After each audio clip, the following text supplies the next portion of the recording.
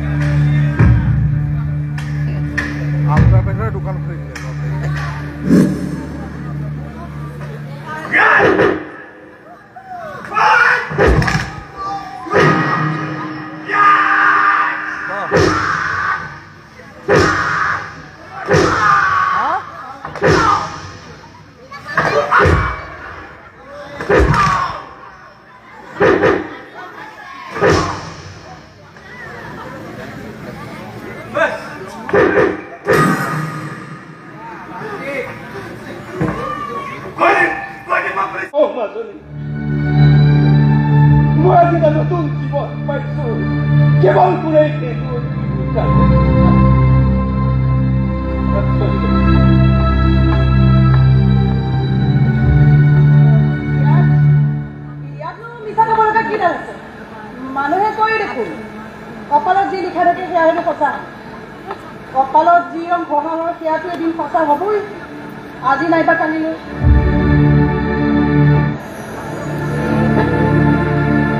কোনেও নুবুজি হয়তো বুজাব নোখোজে তই এতিয়া ভাল হোৱাৰ প্ৰেক্টিচ আৰম্ভ কৰিছ নহয় তই বুজিবলৈ চেষ্টা কৰ তই যদি তোৰ এই ঘূণীয়াৰ মনটো বুজিবলৈ চেষ্টা কৰ আৰু তাইৰ মনটোক তই সন্মান দিবলৈ চেষ্টা কৰ নহয় এনেকুৱা কথা নাজানো মই কিন্তু তোক লৈ অহংকাৰ কৰোঁ কম যে মোৰ বিৰিৰ আগত বিলাতী চিগাৰেটেও পাত্তা নাপায়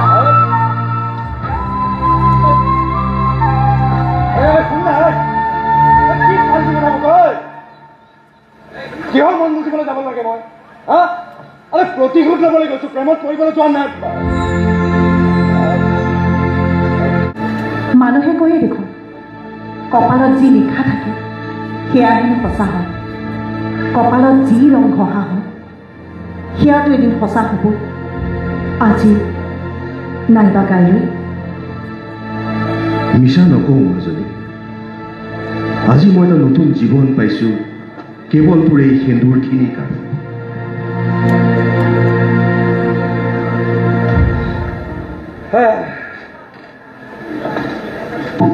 বাপেৰৰ খবৰ লৈ আহিলোকে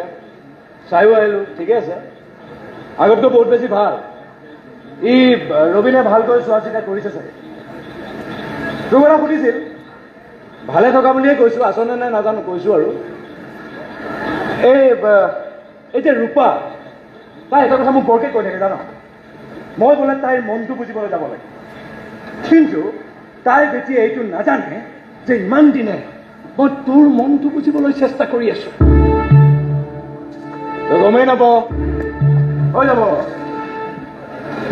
মোৰ প্ৰতিশোধ শেষ হ'ল তোৰ শাস্তি শেষ হ'ল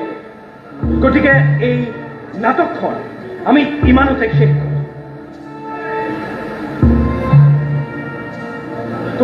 তোৰ বয়ফ্ৰেণ্ডটো ক'ত থকা ই কি নাম আছিল তাক নহ'লে মাতি পঠিয়াই সিটো তোক গ্ৰহণ কৰিবলৈ হাত দুখন মিলিয়ে থাকে চাগে ইমান ভাল পায় তেতিয়া আৰু তই নোৱাৰিলে মই মাতি দিম দে নহয় এটা কাম কৰি ৰবিনক কৈ দিম সি ধুনীয়াকৈ বুজাই পৰাই তাক ইয়ালৈকে লৈ আহিব পাৰিম তই তাৰ কাষলৈকে গুচি যাবি শেষ হৈ যাওক খবৰ শেষ হৈ যাওক চব শেষ হৈ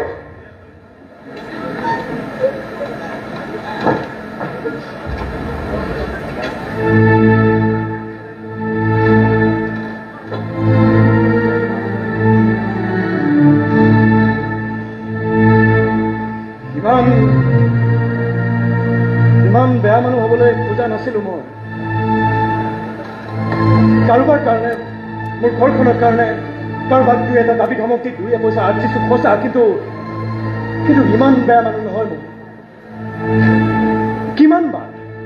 কিমানবাৰ কাৰোবাৰ কাৰণে মই ৰকাবত থাকিবলগীয়া হৈছে তাৰ হিচাপ নাই তথাপি চালা সলনি হয়তো মানুহ আগে বিড়ি খাইছিলো আজিকালি নাখাওঁ আগে খং খাইছিলো আজিকালি নাখাওঁ আগে ভয় খোৱা নাছিলো আজিকালি খাওঁ লাগে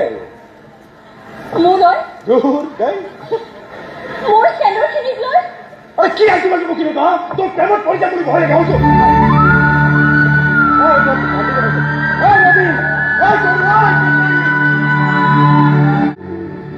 আমাৰ সঁচা ভাল পোৱা কোনো সহজতে শেষ কৰিব নোৱাৰে বেলেগৰ নহয় দেউতা এই ধুৰ ধুৰকে বতাই বিয়া কোনো অৰ্থ নাই সিয়া সদায় মোৰ আছিল আৰু সদায় মোৰ হৈয়ে থাকিব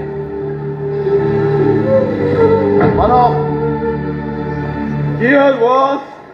আপুনি ভবা ধৰণে সময়ৰ লগে লগে দেখোন একোৱে চেঞ্জ হোৱা নাই একটু বাদে এতিয়া দেখোন সি বেলেগৰ ঘৈণীয়েক এজনী উঠাই অনাৰহে প্লেন কৰিছে তেনে কিবা হ'লে আপুনি দেখোন কাৰোৰ ওচৰত মুখ উলিয়াব নোৱাৰো বছ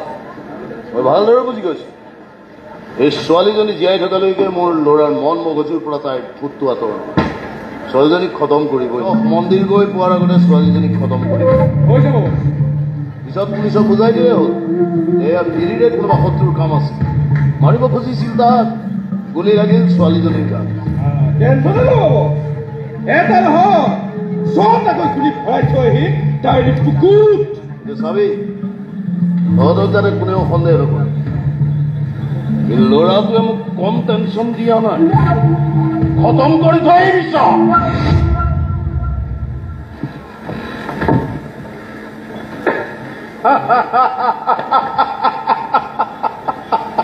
খতমটো হ'বই বছ